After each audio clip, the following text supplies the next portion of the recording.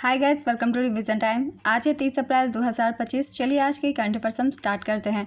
अगर आप सभी को ये वीडियो हेल्पफुल लगे तो इसे लाइक ज़रूर कर दीजिएगा और इस तरीके की कम टाइम के करंट अफेयर्स की वीडियो के लिए चैनल को भी ज़रूर सब्सक्राइब कर लीजिए।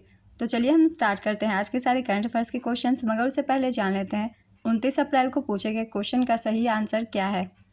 कहाँ पर भारत का पहला क्वांटम कंप्यूटिंग गाँव शुरू किया गया? Option A Raipur, option B Telangana, option C Maharashtra, option D Amravati. इसका सही आंसर है ऑप्शन डी अमरावती। चलिए अब आज के करंट अफेयर्स हम स्टार्ट करते हैं।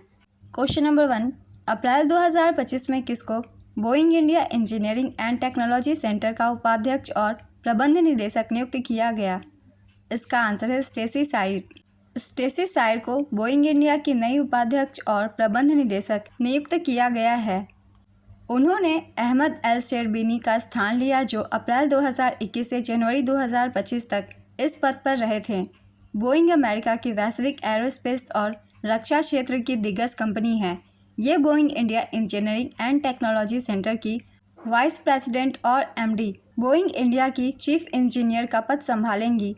बोइंग इंडिया के अध्यक्ष है सलील गुप्ते। नेक्स्ट क्वेश्चन, सीबीआई ने डिजिटल धोखाधड़ी के लिए लोगों को गिरफ्तार करने के लिए कौन सा ऑपरेशन शुरू किया?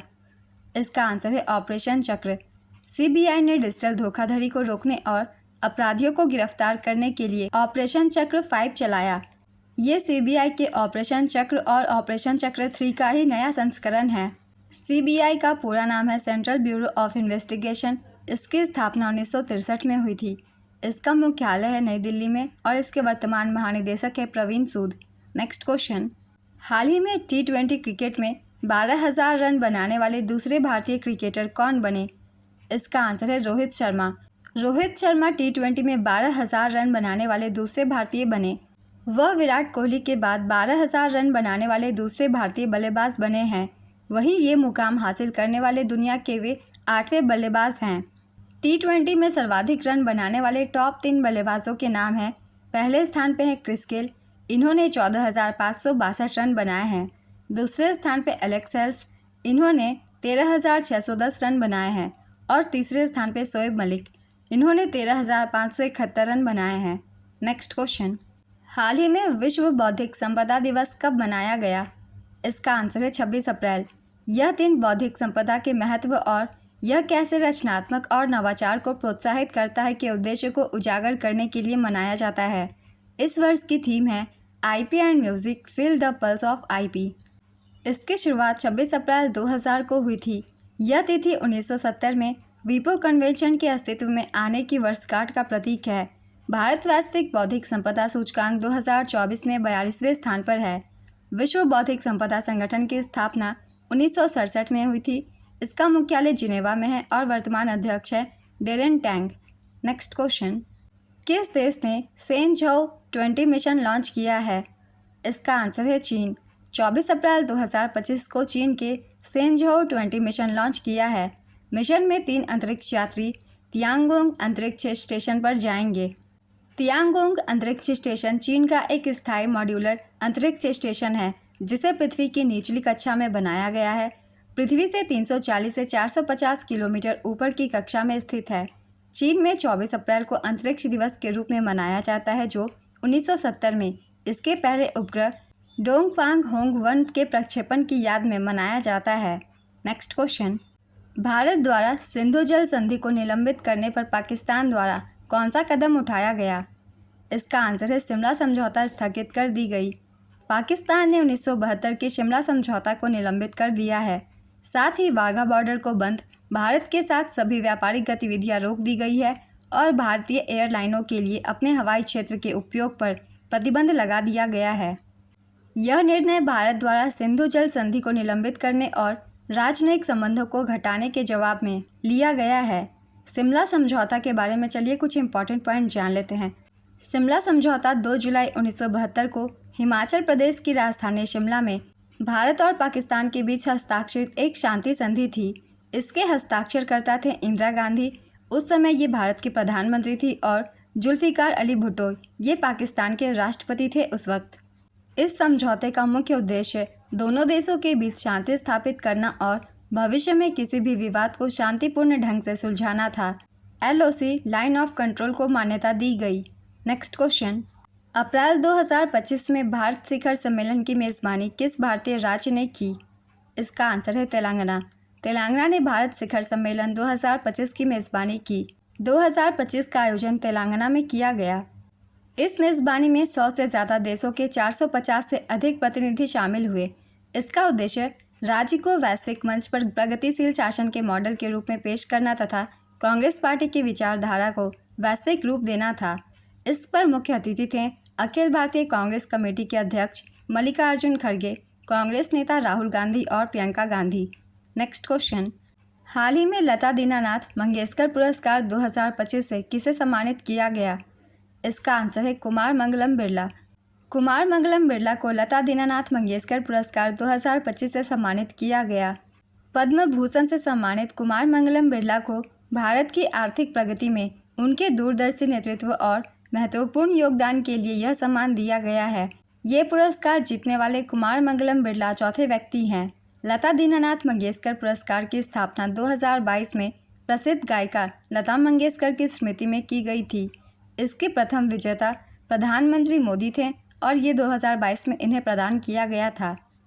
दूसरे विजेता 2023 में आशा भोसले थी, इन्हें 2023 में दिया गया था और तीसरे विजेता 2024 में अमिताभ बच्चन थे। नेक्स्ट क्वेश्चन, किस राज्य में भारत की सबसे लंबी रेल सुरंग का पहला निर्माण पूरा किया गया? इसका आंसर है उत्तराखंड। उत्तराखंड में भारत की सबसे लंबी रेल सुरंग का निर्माण कार्य पूरा हुआ। रेल विकास निगम लिमिटेड ने ऋषिकेश कर्णप्रयाग रेल लिंक परियोजना के अंतर्गत भारत की सबसे लंबी रेलवे सुरंग का पहला निर्माण पूरा किया है। इसकी लंबाई है 14.57 किलोमीटर। सुरंग बोरिंग मशीन शक्ति ने रेल सुरंग निर्माण में वैश्विक मानक स्थापित करके ऐतिहासिक मील का पत्थर स्थापित किया।